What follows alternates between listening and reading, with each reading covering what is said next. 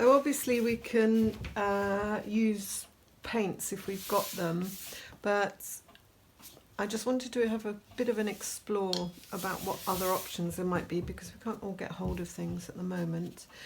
And if you have a look around your house, you might find some things that you can use. And this, for example, is beetroot juice.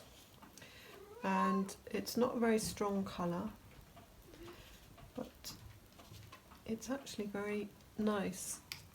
And this is coffee, which is very, again, quite a subtle colour, but there's plenty you can do with subtle colours.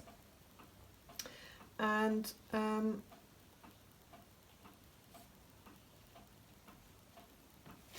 you can stick to even one colour and still get very far with it. Obviously I'm using an ordinary brush here, but I've made one out of fabric here. Let's see how this works. So looks like I'm building up a little thing of sea creatures here, doesn't it? Let's see. Yeah. And again, you know, you can use, I've got a matchstick here, which will work.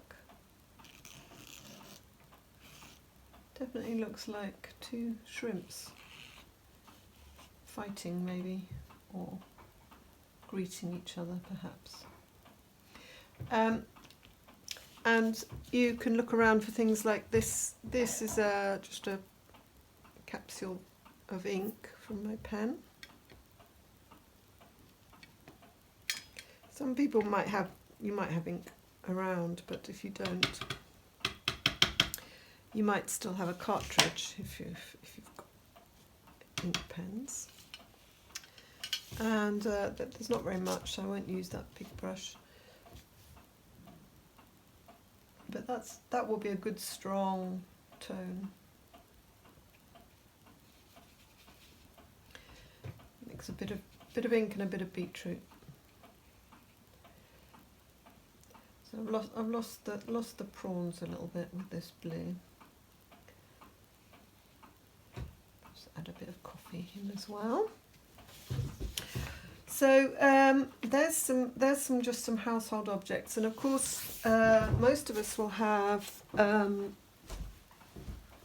on.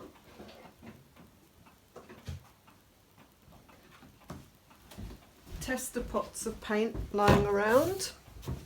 If I can get the lids off, because we all sort of have an idea about something and don't see it through. You can use a cotton bud. So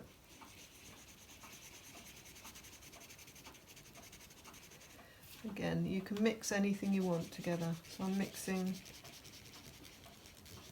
ink, coffee and tester pot there with a cotton bud. So there doesn't have to be anything mysterious. It's lovely to get into having proper paints, as it were, for want of a better word, because you can do a lot with them, but if you can't get hold of any, it doesn't necessarily matter. Another thing you can do is you can use felt pens and use water with them and pull out the pigment. And obviously if you've got brushes you can use them, but you might want to have an experiment with other things as well. So let's try with this.